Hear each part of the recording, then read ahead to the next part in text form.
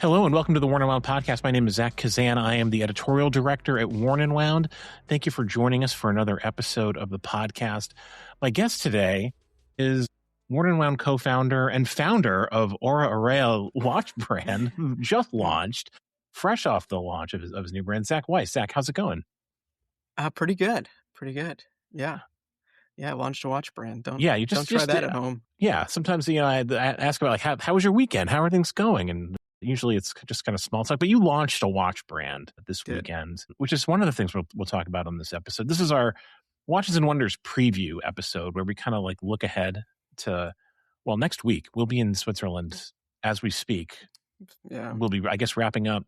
Well, no, it's Monday. So we'll be just gearing up for day one of the show. As this airs, we'll be exhausted from 2 days of the show, I think. Yeah.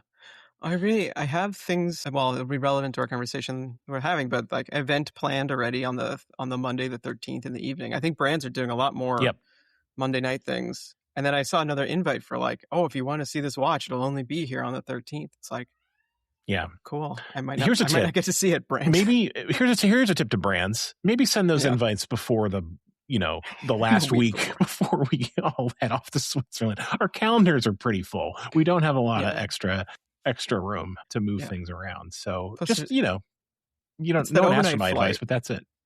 And I never sleep on it. I can't sleep on planes. So I get there cracked out, and then I have to take a 2 to 3 hour nap in the afternoon. Otherwise there's no way to do anything that evening. Yeah. So, yeah, I try. I can sleep on flight. It's I never get good sleep on flights, but I think the trick for this is to not sleep and power through that first day where you're on the ground, and then get a really good night's sleep right before you hit the ground. That's been my strategy these last few years, and it works for me. But if you can do it, yeah, I'm too cranky. I mean, listen, I feel like I'm going to be cranky regardless. So yeah. We got a lot to talk about. Let's get the wrist check out of the way. Zach, what are you wearing today? Well, is it the I'm wearing the Aura Aurea Coriolis pointer date. My own excellent watch of my own creation. A watch of your own creation. Yeah. Well, I should have gone first because we're going to transition right into a discussion of your brand. But I'm wearing, just to get it on the record, I'm wearing the Tipsum, and I don't know what this watch is called. It's the one with the giant hands. But the hands are huge on this watch. I really like this watch a lot. It's a really great size, 36 millimeters, quite thin. Giant hands, very easy to read. Giant hands, very comfortable. Did you pick that up in San Francisco last year? I picked this up in New York, actually, at the New York show. Kind of an impulse buy. They only made 5 of these watches with the large hands, and listen. Yeah, tell me there's only 5 of something, and offer it to me in person. And you just watch the credit card come out. So that's sort of how it works with me. Before we get into previewing all the Switzerland stuff and Watches and Wonders and a few other things, Zach, I got to ask you, we don't have brand founders on the podcast every single day until now, I guess, because you'll be on the podcast regularly. But tell us about how the launch went. I mean, we've covered the watch on the site. You've written about it. You've posted about it on social media, and we'll link to all of that. But kind of give us a little bit of overview of what you did and how the weekend went, how the launch went. Yeah, so over the last few years, I've been working on launching a watch brand, which has been a slow moving roller coaster, I'd say, until the last few months. The process of developing a watch is not a speedy one. There's a lot of just dead time where you're just nothing to do. You're waiting for an email to come back for a month or two, kind of a thing, and to find out about progress, sort of things. And I had a whole watch fail in the beginning anyway. Story for my memoirs. But so there was a year kind of wasted in there. But yeah, for the last year plus, I've been working on this watch, and it's been going very smoothly. And yeah, for a long, it's kind of crazy in my mind. I picked this sort of launch date that felt very far out a while ago. Yeah, I've had my samples, which were pretty close to final, since last summer. And in the time between, I've been just getting everything else ready, which has been quite the process, because it's it's a whole thing.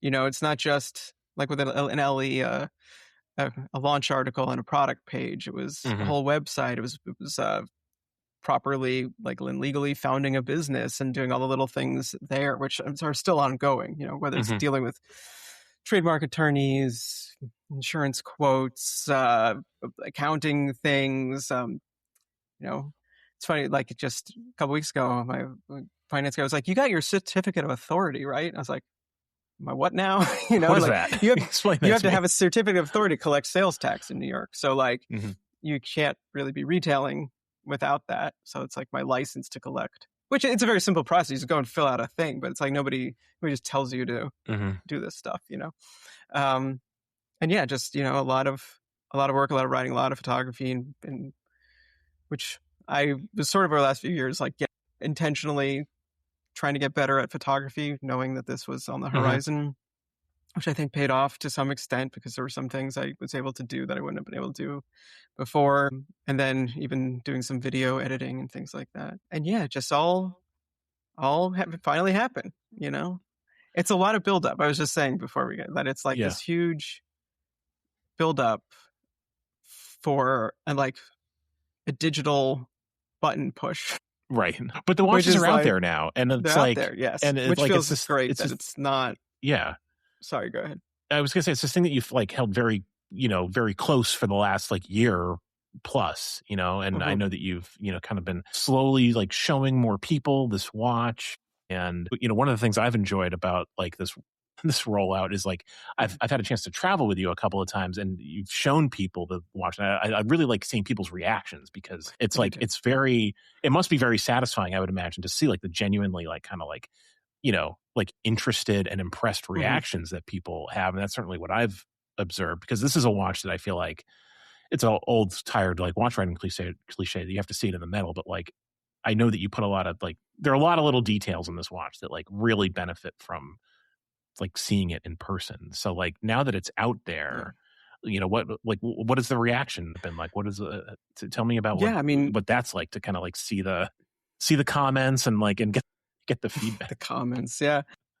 So it's been very interesting. I really didn't know what the reaction would be, other than in the last couple of months, like you said, I've been able to show it to some people at, the Point of Texas and when we were in London, but I was still I wasn't flaunting it either, kind of letting people kind of come up to me and ask me about it. But the reactions I was getting in person have been extremely positive, and that was really encouraging, because it's, for so long I've been in my own head about it. And while, I feel like I know enough to know that this isn't pile of dog crap either, it's you never know if it just won't resonate with people. And it does resonate with people. And then the launch, thanks to all of our colleagues in the watch media space, everybody covered it very kindly with very nice articles. So, Hodinkee, Monochrome, Fratello, watches by SJX, other Ben's watches recorded something with me. Yeah. So really great coverage, and I really appreciate it. And, I think all of the, all the commentary from the other media has been totally, interesting to read, and, pretty light and fair. And then there's commenters. I mean, commenters are commenters. I mean, our last episode we were on together was sort of about commenters, and there's a certain type of commenters out there just to upset you. But I'd say there's 3 types, right? There's people who are just super sweet, and they're very celebratory of this, and, saying congratulations, and I love it, et cetera, et cetera. Always love to hear that. Then there's people who are critical but actually have something to say, which I think is of value, and I will take some of those, as seriously as I want to, more or less, or but I think they're all of value, whether it's something about a hand shape or something about, just little things that other people are going to see. You can't obviously predict everything, and you can't also abide everything on a future version, but it's always worth knowing kind of what pops up. And then people who are just this sucks. Why did you do this? Why does this exist? It's how much money? Are you insane? And it's I expected those comments as well. I think the funniest ones, though, are the did we need this comments, which are do you say that to every watch that comes out? Because the answer is no. I mean, we don't. But I mean, we're literally heading into did we need this week? That's what Watches and Wonders is built on. Really, is just a bunch of a bunch of very expensive toys that nobody needs. Yeah. That's all this shit is. It's a lot. It's stuff that we love it, and it's super fun to talk about and to write about, but it's not a need. It's just not. So yeah, that's kind of a silly. Yeah. So the answer there is no, and I accept that. It's frivolous, but it's what I've done with my life. You should respond personally to the comments that say, "Do we need this?" You should just say, "No, we don't." Yeah, I know. I've been holding back and responding to comments that are of the irritating type, because it's like that's you the have other more thing. willpower than I would in that situation. Yeah, I think, but probably I've honestly had less willpower when it's been about like content that we've written than with this, because I feel like I just knew there'd be some backlash. It's just a natural. Yeah. The most common though is about the price, which watch is $39.50, and I fully expected that to be a somewhat tough price point. But it's interesting to see the reactions of people. There's the reaction I predicted, which is also, this sort of falls under the trolley category of like, obviously this watch should only be like $600, which is like, you're right. That's not insane comment. Accurate. Yeah. It's like, clearly don't. Anyone said that, it's either trying to piss me off or just knows so little about these things. Right. And then, others are just like, one that was sort of interesting that I've seen echoed a couple times, which once again, I'll put into the mid troll. Like, it's like sort of like not quite full troll, but it's like semi troll. Is the like this is sort of audacious for a first launch, that like maybe you should have launched something less expensive first to get people warmed up and then bring them to this price point, which then I'm like, well, I mean, that's fair. I mean, there's strategic. And honestly, had I not been set back the way I was by that first watch, there would have been like a more introductory watch. So I ended up making the watch that I knew was going to be more expensive first because of how things sort of panned out. So those are interesting, but what, I can't have I don't have a time machine. So who cares? And I also, it's the same time that you get that comment, the next watch that comes out will be a new independent by someone you never heard of that's $90,000. And you're like, bravo. Yeah. It's like, which I agree with too. It's like, bravo. But it's funny how like the different price points are sort of polarizing in different ways, Yeah. I've never understood the idea that like, as a new brand, you have to start off with a $500 watch, if you have the, like the idea and the means to make something that costs $2,000 or $5,000 or $20,000 or $100,000. And that's the thing that you like are able to bring to market, for a particular clientele, then like, that's what you should do. Like no one, I mean, I'm sure people did, but like no one seriously looks at like Sylvain Bergeron, for example, and says like, oh, like your first watch, which I don't remember what the retail price of his first watch was, but it was not like 60-ish, I think. Yeah. I mean, it's an expensive, like independent watch made of gold, you know, like, he didn't take the, for sure. Climb up the ladder, method by, releasing $1,000 watch first before releasing your like $60,000 watch and then your $100,000 watch. It's like, for your centennial year, you can finally get up to that $50,000 mark. Watches exist at all different price points because of, a huge variety of factors. But like this goes back to the thing that I mentioned at the beginning. Like, this is why like you really have to see this watch in person, because anyone who like understands, like what really like makes a watch expensive, what costs money in a watch will immediately understand like, oh, like there's actual gold like on this dial. Those little gold balls are like actual solid gold, and the finishing is actually like pretty elaborate on the case. And that's something that like you can see it in a photo, but you don't like get the full sense of it until you're like holding it in your hand and like see the way light reflects off of it. And that's just kind of like how watches work, Yeah. And I mean, that's like I think my biggest challenge with this, and how I'm going to, the hurdle I'll have to get over long term in selling them, is that the things that I think I'm most interested in don't translate very well in photo. There's a lot of like, you have to take a leap of faith based on text and images. I can tell you they're honest photos, but like I also did focal stacking and, do things to try and bring out texture, which are like, it's different, it's different than would be in person. So like, I get that, hopefully with this watch, I establish like credibility with that, and then people will know for future runs. But yeah, I know, I totally get it. And I think for me, what's important that I want people to understand about the price point is that like, I put everything into this watch that I could, and then I found out what the price would be basically. So it's like, I wanted to execute the design to the fullest I could execute it. And kind of, it would be priced at what it would be at. And that's sort of going to be my approach to any watch I do. Like if the movement I want to use is a less expensive movement, then the watch will end up being less expensive. It's not like I'm not trying to establish some, really strategic price bracket here. It's like, it's just about executing designs to their fullest. And yeah, that'll probably also end up with watches that are a lot more expensive sometime down the road because I like solid gold. Yeah. So I don't know what to tell you. Well, it's very exciting. I'm happy for you that you've launched this watch, successfully. I know how much work you put into it, and it's a beautiful watch, and I'm glad that people are reacting positively to it, even in the midst of the does this need to exist questions, the existential angst that comes with being a commenter on Instagram, I suppose. But we'll, of course, leave links to the website and some of the coverage that the Coriolis has received in the last few days in the show notes. And people can see them in San Francisco, like very soon. Yeah. So, I mean, part of my strategy for this was 100% to also use the thing I've built with, the last 15 years with everyone. And that includes Windup. So I will have a booth at Windup, San Francisco, and probably in Chicago and New York as well. Excellent. Very exciting. Let's move on to we're fully in like new release season. As if you're listening to this podcast on the morning it drops, then Universal Geneve has just relaunched. The embargo has just lifted on Universal Geneve.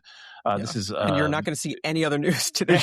Yeah, you might not even be listening to this podcast because your feed is just overwhelmed with Universal Geneve stuff. They're getting in right before the Watches and Wonders. Hoopla, probably smart on their part. Yeah.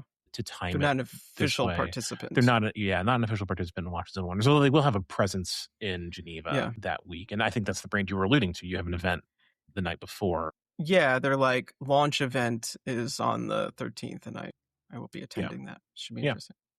So this is a huge launch. We've been anticipating this for I guess like 2 years now since it was. That almost feels fast, but yeah, maybe. Yeah.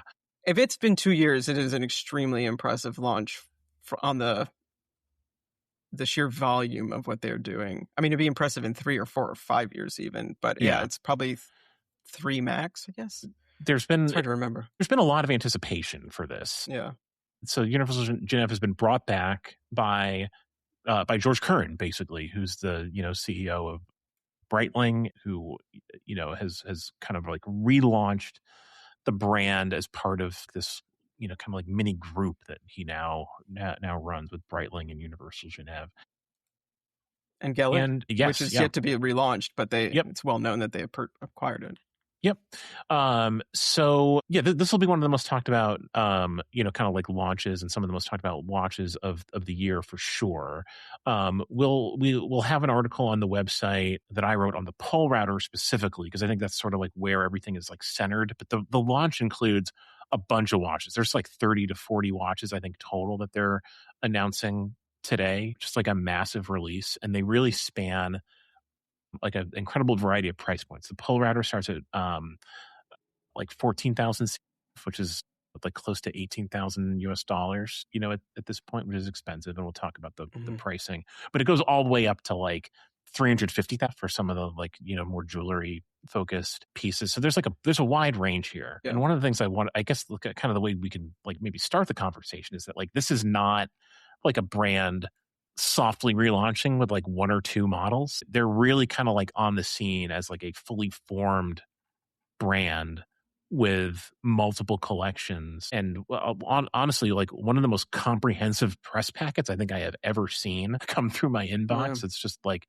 it's so much information. And I'll be honest, I haven't gone through all of it yet, just because it's like, it's a lot. It's like literally organized into chapters that are separately downloadable. Yeah, no, it's huge. Like I'm fairly certain other websites will probably have an article per chapter. Yeah, which is probably what they're intending. I mean, for us, we're going to focus on the more enthusiast specific models, but and we'll move on to other things too as we we kind of like get further along here and maybe get some hands-on experience with the watches maybe at some point. But before we talk about the Polerouter specifically, what do you think of this like the launch strategy? And just like kind of the fact that like Universal Geneve is like, they're just here with like 40 new watches to talk about. Yeah, I mean, like I said, I'm very impressed. I'm trying to find the year that this was first announced, but I'm finding articles back to 2024 at least, when they did some auction house stuff, but I'm not sure if that's when it was announced, or so maybe 23, 24. I expected some Polerouters. Yeah.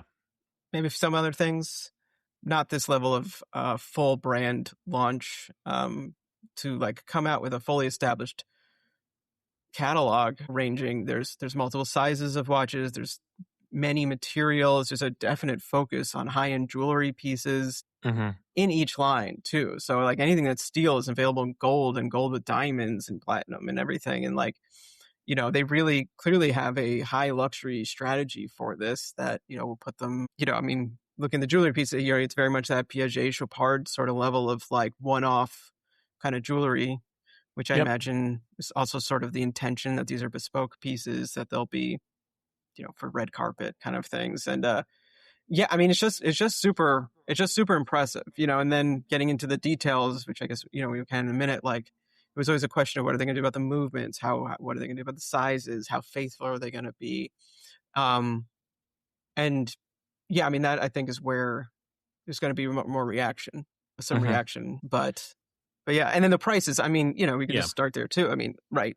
You can get the most, a very expensive vintage Polerouter is 5,000-6,000, maybe for an SAS that's new old stock, and in a box, it's going to be something else, but that's if it even exists, there's one of, but a everyday, if you will, Polerouter is a couple grand probably at this point. It's not I think they're a little more than that, but really, they're still relatively affordable. The prices have gone up. They moved up probably with this announcement. I mean, I got one for under $1,000 when I got it years ago. Which, I mean, that's I can remember when they were that affordable, and those days are long gone, but they're still, they're still accessible. I do think that probably the good ones have kind of been picked over, and the ones that are really unpolished and with untouched dials are there's probably a real premium for that. But yeah, this is quality is the determining.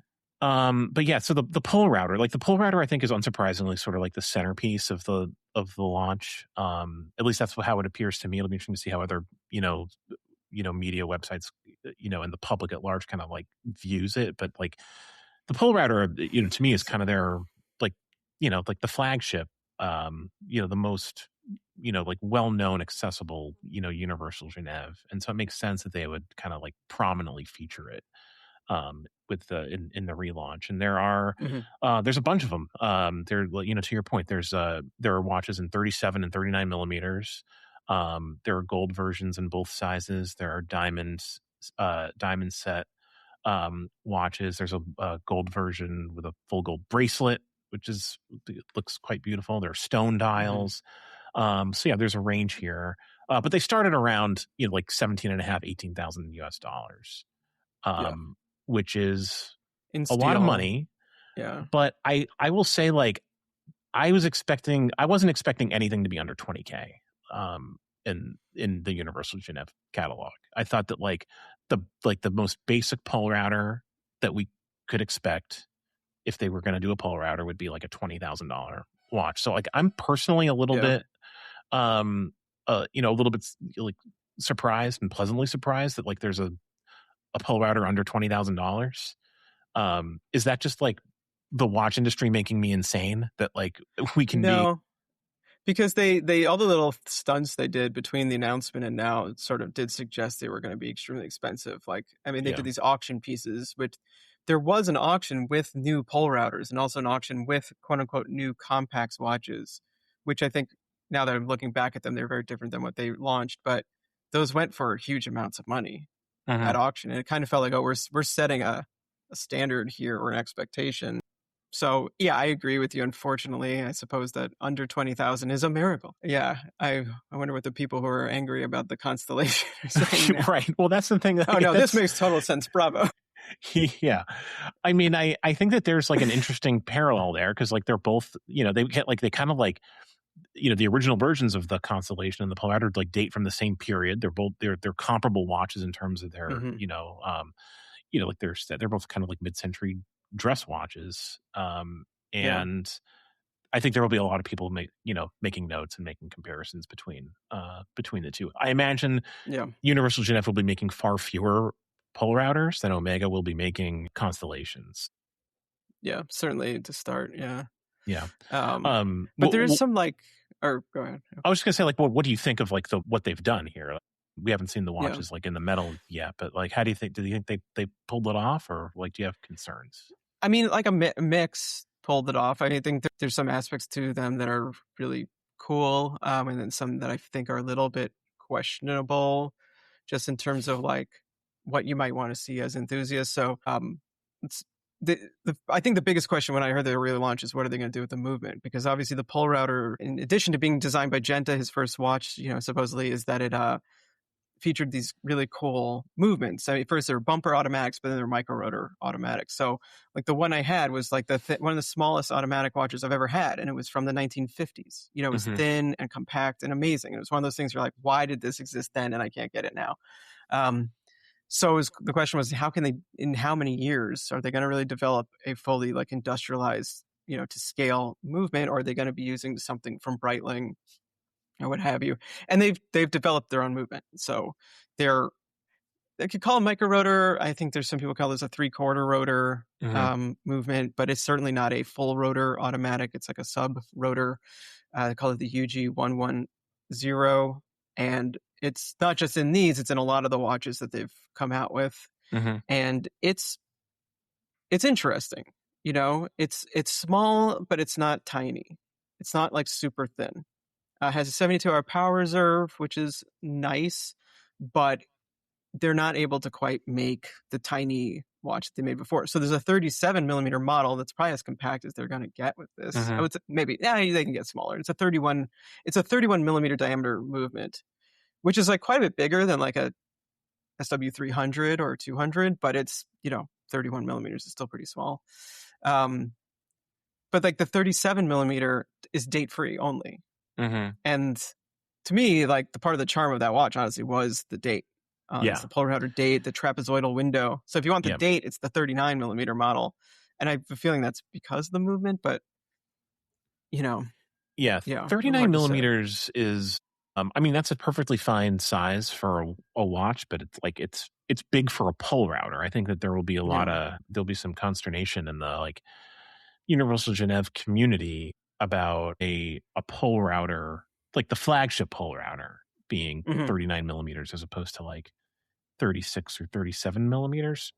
Maybe. I don't know. Maybe people like 35 and 37 for the small and large, not 37, 39. Yeah. But like to your point, like they're making this movement. Obviously, like they can't just put it in one watch. Like they've got to use it across the line.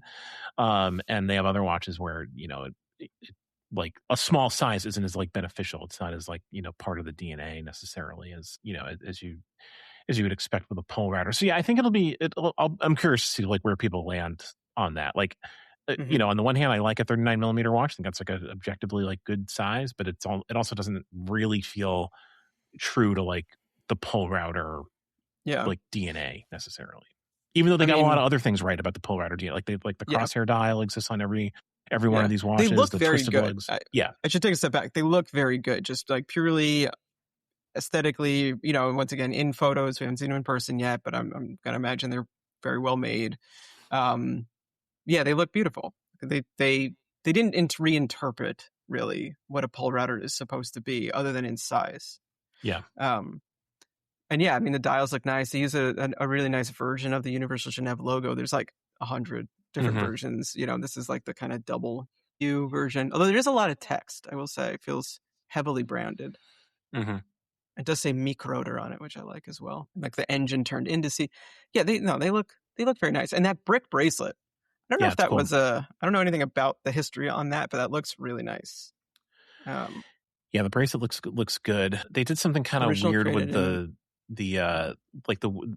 you can buy in the larger size, in the 39 millimeter size, you can only get the black one on a strap. If you want the bracelet in steel, you've got to get the blue dial. So I imagine like people will be switching things around after market maybe, but like, I don't know. That's kind of, I don't love that. They didn't give you like the option on both. Yeah. Do you have any thoughts on some of the more like artisanal models? There's 3 stone dials and then 3 watches in the 37 millimeter case that that really seem to be aimed more towards like the ladies market, with these like multicolored dials with like 4 different tints of a color in the different quadrants. Did any of those appeal to you, or any thoughts on those watches specifically? I mean, appeal, I don't know. But I mean, just looking at them, yes, it very much felt like a play for this jewelry, jewelry watch market. And I think that was just interesting to see at launch. Also, just, from an investment perspective, you're ready. Like, there is a gigantic amount of money that was put into this. There would have been a gigantic amount of money in just the movement and a steel version, but having all these like precious metal versions and precious materials, like, that to me is just more the statement, Yeah. Whether I like them. Yeah. I mean, honestly, they look very nice. I'm not a big diamond guy at the moment. There's some stone. Yeah. I mean, I think I like the black is honestly my favorite. And then I like that there's like a blue model that is, I don't think there was a blue like that to my knowledge in the Polerouter originally. But there's so many sub variations of these watches. Like, could have been like a one-off. And it looks really nice. It's got a little bit more jet age-y kind of a thing to it. But yeah, like that. Those are just like not like who you and I feel like that's not the market really know. I really can't speak towards what the people who are buying those jeweled precious metal watches want, who they are. It's not my forte. So I'd be actually really interested to see how successful that is. Who's it's also adopting it? I mean, I know that Universal Geneve, like they've, they pointed out in the press materials, like there's a history at the brand of doing like stone marquetry, and that's where the ideas for these stone dials, came from. But I don't think that's really what the brand, at least in the enthusiast community, is like really known for. Like they're known for the Polerouter and their sports watches, really. Like they're the chronographs and I wonder. Oh, sorry. I was gonna say, like, I'm with you. Like, I don't really, I don't know who like the customer is necessarily for these. I imagine they'll find them, but like, as with any, precious metal watch or like, high end jewelry watch that costs, there's a $200,000 watch in the collection. There's a $300,000 watch in the collection. These are the big kind of like profit centers. Like these are the watches with like the enormous margins that are really gonna like you sell 1 or 2 of these and like it's a significant amount of it's a lot of profit on a single watch. So I mean that's got to be part of the strategy, and that's why that's why all these brands are they have like a small handful of these like very high jewelry watches made available, because it's a very high margin product. One thing, and I have not read these through at all. I think I read a lot less of it than you have. Like what their retail strategy is for these. Like how are they selling them? Like how are these going to be rolled out? Because I mean, a jewelry piece you're not ordering this online. Right. To me at least. So like, this is just going to be like, and they're not rolling out across the world. Universal Geneve boutiques. Are these going to be available in Breitling boutiques? I think George Kern will personally fly in his Breitling jet to every customer who buys. And he will fly the jet too. Yeah, he'll fly the jet. Right. Yeah. I think there's a lot. I'll be honest. I don't know what the retail strategy is off the top of my head. That's not the chapter in the press release that I stopped at. The audio book is taking a while to get there. Yeah, but I mean, Breitling is very well retailed, like they're they have their own boutiques, they're in authorized dealers. So I think that George Kern knows how to sell a watch. Yeah, certainly. I imagine people who are interested in getting these will have access to them through all the normal channels. This will be a very discussed release. I'm really looking forward to seeing, particularly like the steel Polerouters in person, just to see like how they wear and how they present. This is this is something that people have been waiting for a long time, and it was December of 2023, by the way, when they announced that Universal Geneve was coming back. So, any other thoughts on the UG relaunch before we move on to Watches and Wonders proper? I mean, So yeah, I mean, so that was just the Polerouter. Yeah, that's we just haven't the got to all the other watches. Like, yeah. You know, I think the other watch that people are going to be reacting to is the Compacts, which I think will have a stronger reaction because, this is the same model they made the Nina Rint, and they're also going to have to reestablish what a Compacts is because everyone's been using it wrong. For a while now, so get used to it. It's a different meaning, and the Nina Rint was a 36 millimeter watch with a Valjoux 72 in it. Like, the charm of it is partially in its compactness as well. And I hate to be that guy, but they put a new movement in it, and it's 39.5 millimeters by 48 something millimeters long. It's thin-ish at 12 something, which is nice for an automatic chronograph. But I just don't think that is sort of, once again, the spirit of that watch. And I think it's honestly the more significant, I think, in an auction perspective, were the chronographs and the Polerouters. So like the Compacts and Bicons, the Tripod Compacts, all those like kind of carry more weight.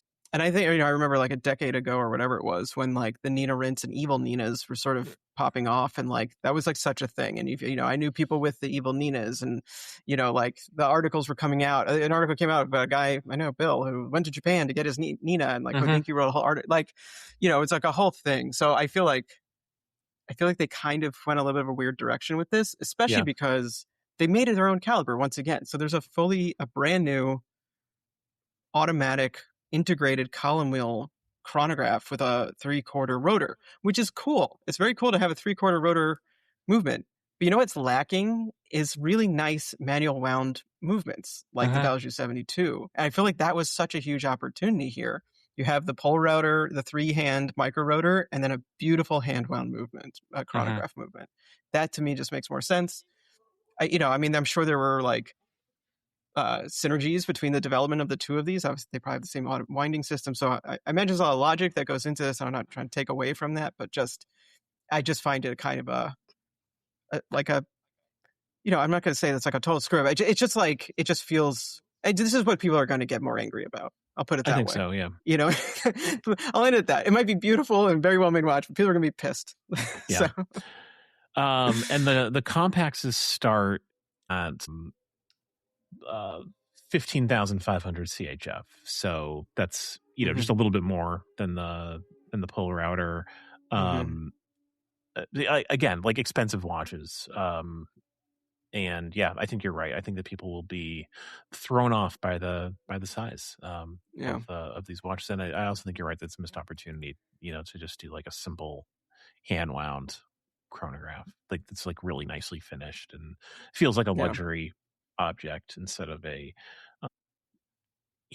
I think this will probably present as like more of a modern sports watch, which is, not what you want necessarily.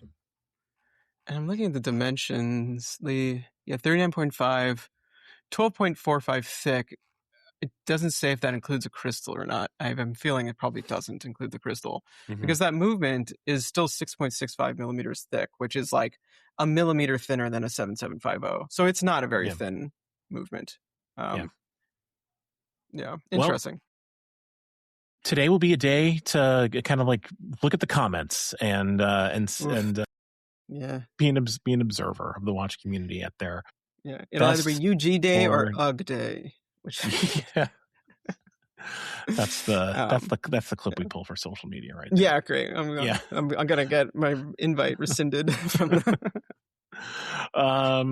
Okay, that's Universal Geneve. We'll have more on Universal Geneve as as we see them and as reactions come in. Let's talk about Watches and Wonders. There's some I don't think we've ever done like a real like preview episode for Watches and Wonders before. We always do like a big recap episode, and we'll do that again this year. But I thought it would be good to do like a preview episode this time around because there is actually like a lot of new stuff kind of like, at Watches and Wonders and in Geneva this year that I think is worth talking about. Probably the most significant new thing at Watches and Wonders this year is that Audemars Piguet will be exhibiting at Watches and Wonders. Kind of a big deal. One of the biggest brands in the world. Yeah. One of the most talked about brands in the world. They have taken a pass on Watches and Wonders these last few years since the show was kind of founded in the the ashes of Basel World and SIHH. My understanding is that it'll be very difficult to get a meeting at AP. You could kind of how it's very difficult to get an AP. I wonder if there's some intention there. You had to be an owner to get a meeting. Just joking.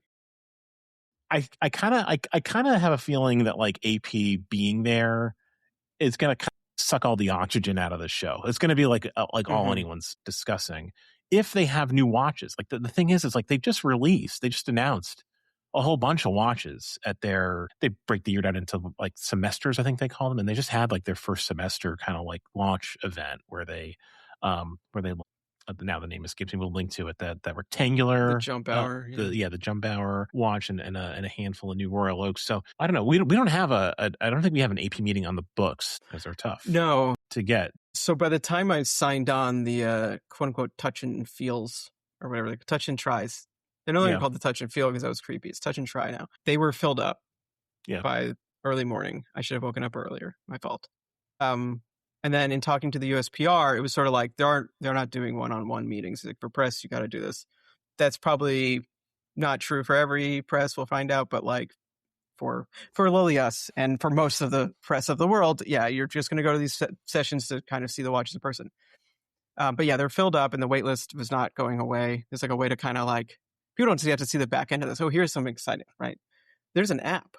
People don't. I imagine nobody knows about it. There's an app called the Watches and Wonders app, and it's actually very useful. Like they built a fairly nicely functioning app and web page where you can sign up for all these meetings and things and put yourself on wait lists, and it's actually very cool. I mean, like kudos to them for building like a functional calendar app for all this stuff. But like it wasn't, the wait list wasn't dropping. But I was told by their US PR that the booth itself will be a spectacle. Yes. And that you can get a lot out of just going to the booth itself. So we will go to the booth and we'll see what's up at that booth. You know, we probably won't be able to try our own watches at that booth walking around, but we'll be able to look at stuff. Yeah, I think we'll be able to see watches through glass, probably. That's one of the things we'll be able to do at the booth. Yeah. The booth tour is not an uncommon thing. I mean, sometimes you sign up for a meeting and then you get a booth tour. Yeah. And you're like, well, I'm going to sign up for a meeting to get a booth tour. More brands have been doing that. Yeah. Got to say, not a fan. I don't think that's a good use of time necessarily. But no. Same thing would happen at Basel back in the day. There'd be like, you have your meeting scheduled and then somebody just walks you around a booth looking at watches and vitrines and you're like, great. Yeah. I can't take a photo of this. There's a lot of glare. So what do I... Yeah. You kind of feel like you're on like a guided shopping tour, like almost, but you can't actually buy anything. And it's not, I mean, it's a trade show and, like watches are the trade and you should be able to like handle the things that you're there to cover. So I'm not a huge fan of the booth tours. The AP booth, my understanding is it's kind of like right near it's taking over the spot that the restaurant near Bremont used to be in. Okay. So like it's right near restaurant. One less restaurant. But I think that was the restaurant that like was very hard to like get into. Right. So which also here's a funny thing. Also, people listening. So there's restaurants that they're not really restaurants. So like you can reserve a table to sit and then eat the exact same food that's everywhere else. So it's just you're served in a restaurant environment. Yeah. If you feel like you need to have a reservation somewhere, if you're that kind of person, then like, there's restaurants for you to like book a table at. The food situation, I usually end up hangry at least one of the days where we're there because I can't sit anywhere. I don't have time for something. And then it's been hours and I haven't eaten. But my concern is even with one less restaurant is however many people are now going to be back on the tables that you can't sit at anyway. So a lot, I'm sure.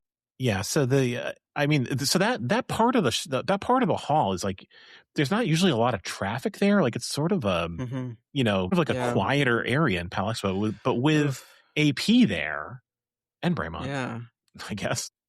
Yeah. Well, there's a whole independent area, but like, it's gonna cause a traffic jam on the way to the press center in the North Pole of the building. Yeah. I mean, it's so far flung. Like I didn't spend a lot of time in the press center, in the press lounge last year. Not the most useful area unless you have like a lot of time to kill, which looking at our calendars, like we just don't have that much. We won't have that much. You honestly we won't have that many just gaps run from meeting to meeting, and then like I would usually like stop at one of the bars to get like a water, and that would be my 5-10 minutes between a thing and try and post something social. That's really it's about all you can do. That's the Watches and Wonders experience. So so AP is going to be. I think a lot of people are going to be discussing AP, during the week of the show, which will be. It'll be. I think it'll like it'll cast the show in a different light because previous Watches and Wonders we've been to have been dominated by Rolex and Patek and Tudor, really, like it's in terms of like what we are exposed to and what we cover, and like AP is just like another. It's like it's another huge brand, and it's like it kind of like demands attention. So I wonder. I just wonder how that'll affect. Is there now? Yeah. Yep. It'll be it'll be interesting to see like how it just kind of like impacts like the pace and the conversation around the show. Something else that I noted about Watches and Wonders 2026 is that Moser is moving from like the Indies Hall, which is where they've been every year at Watches and Wonders, to like one of the larger booth spaces. I don't know where exactly they're going to be, but they're occupying one of the vacated booth spaces because there are several brands who are not participating this year that have in the past. I wonder. That's actually interesting too. Who's not participating? Well, Bell and Ross is not participating, and I believe Mont Blanc is also not participating. Interesting. This year. So I'm pretty sure Moser will be in one of those two booth spaces. I'm guessing Mont Blanc. But yeah, this to me is like a potentially very interesting development for Moser. Like I always really enjoyed like the Moser meetings because they're kind of like they're intimate. Like you really get to spend a lot of time like with the watches and like a kind of like a small space. And I've always thought and still think of Moser as like kind of like a small insider's brand, and not the type of brand that like is a large brand that has like a presence in one of these enormous booth spaces. Yeah. Same for sure.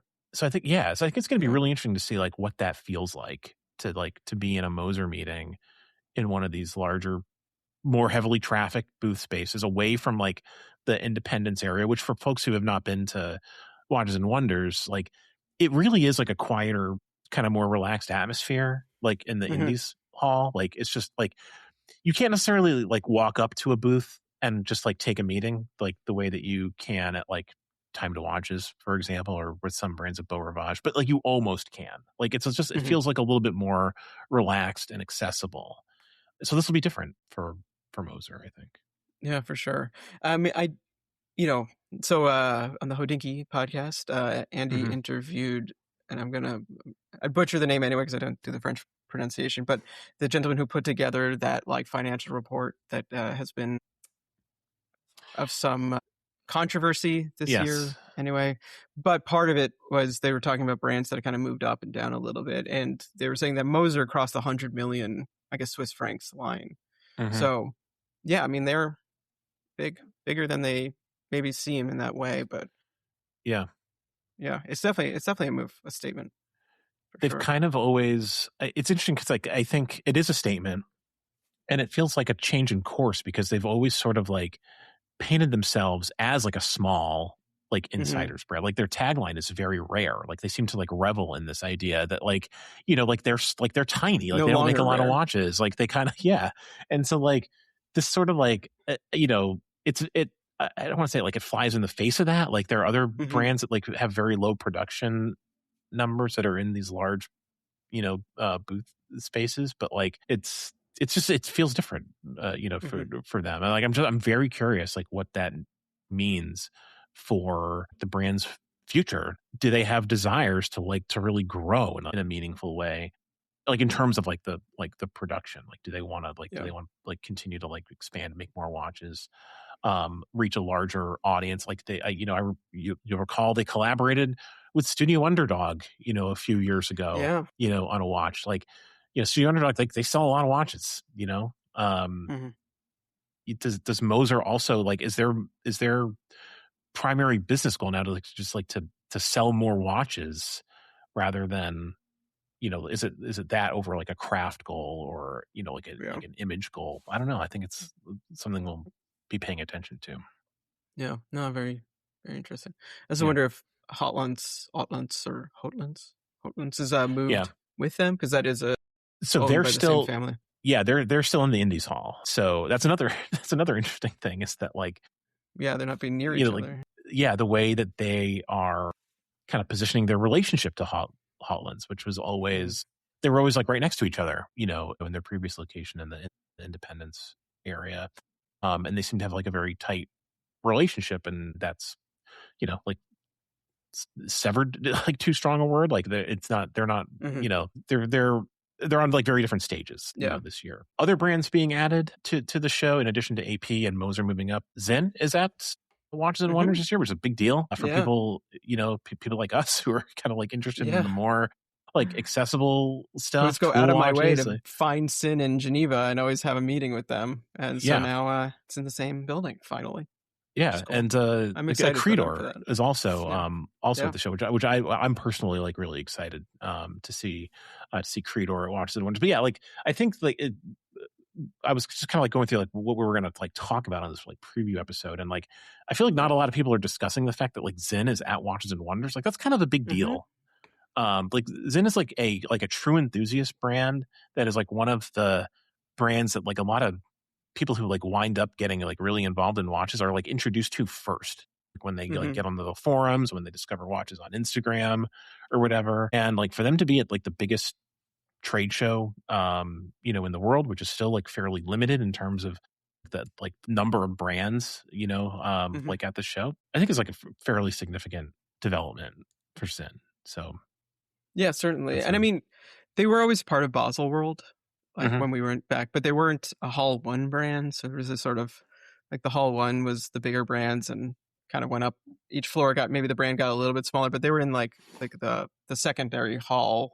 I forget if it was Hall 2 or Hall B, which was always, I liked Hall B, but it was definitely sort of the quirkier, smaller, even sometimes just like Euro distributed only brands and things like that. But so since then, they haven't really had a full presence anywhere, at least the big ones. I guess they do like Munich Time and Inorgenta and those things, which we haven't attended, so I don't think about. And they've been at Time to Watches the last few years. And they've been that's totally fair. They've been to Time to Watches, and they're definitely like the biggest brand at Time to Watches. Yeah, at least the first few years, and I mean now they're not there anymore, but they probably still would be, or one of the more older established ones at least. I think so. Yeah.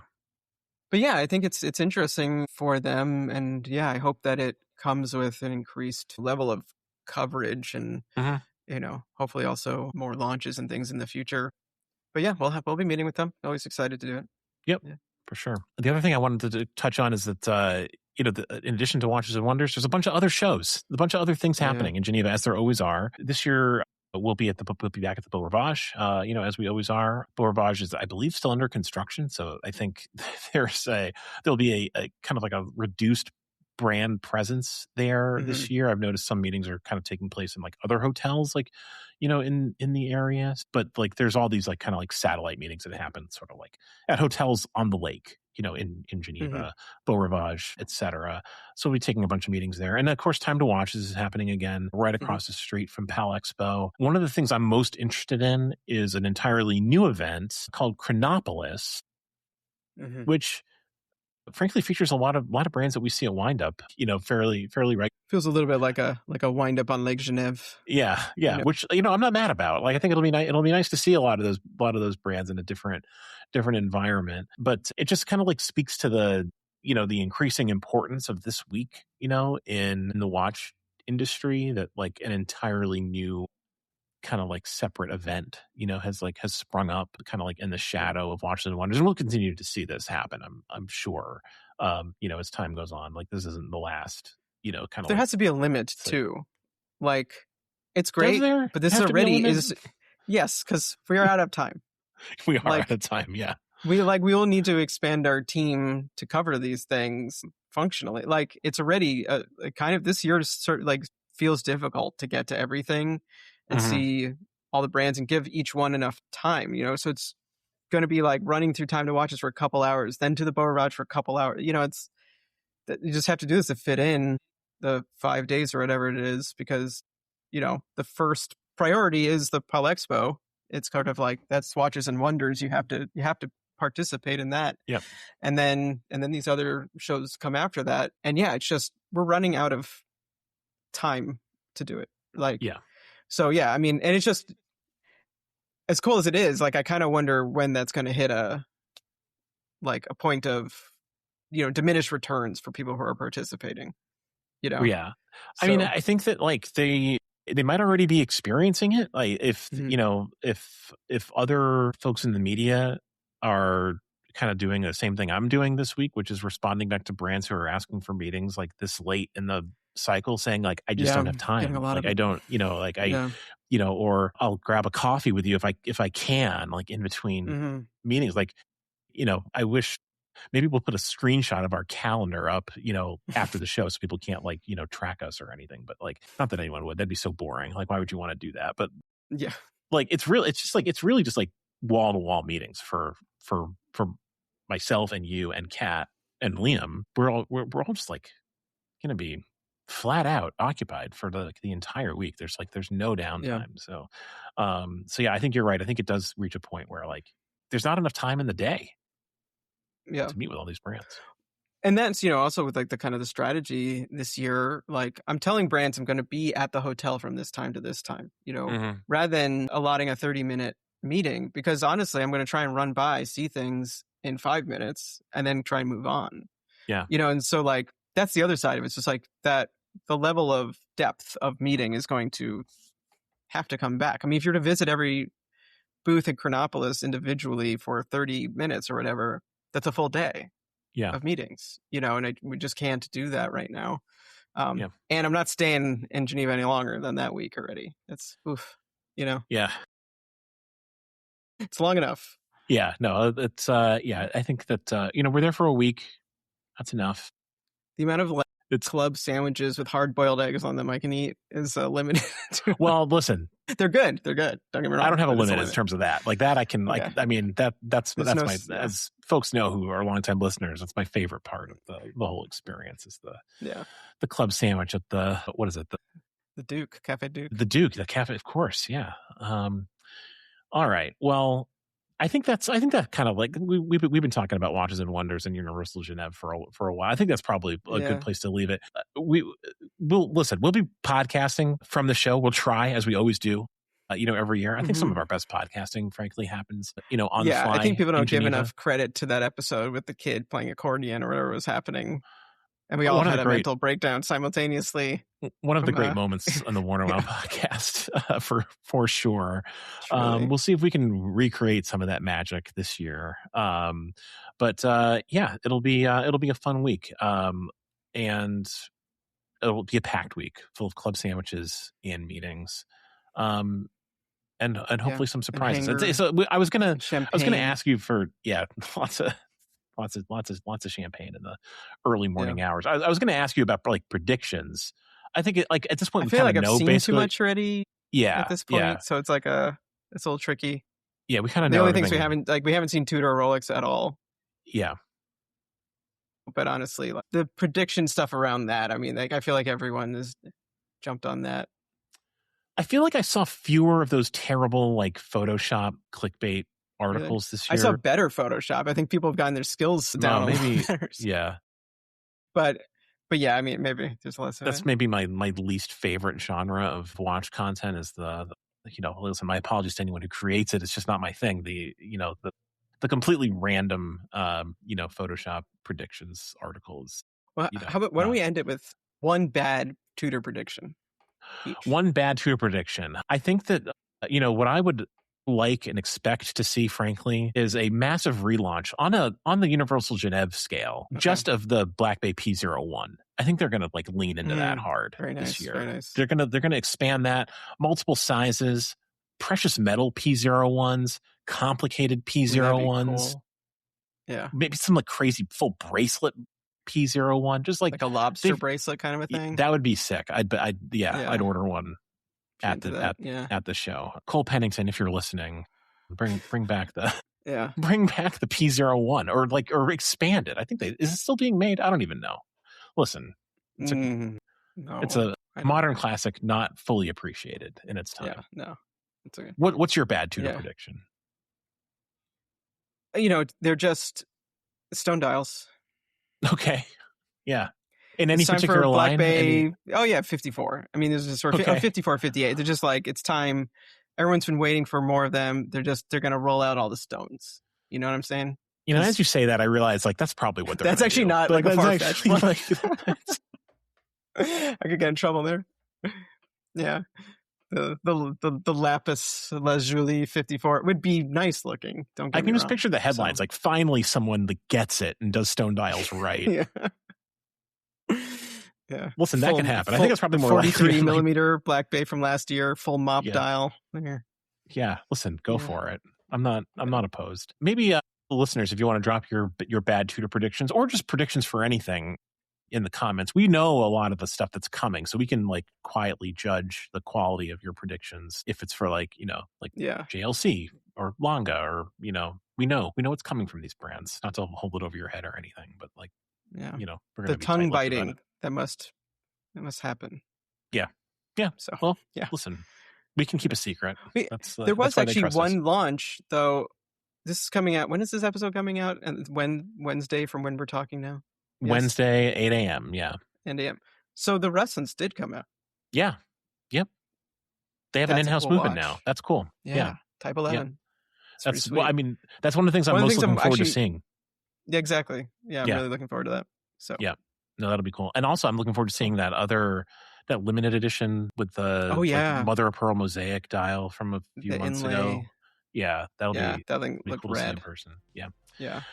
So, anyway, we've rambled long enough. Thank you, listeners, for tuning in again. We'll be back next week from Geneva in some capacity. Until then, take care.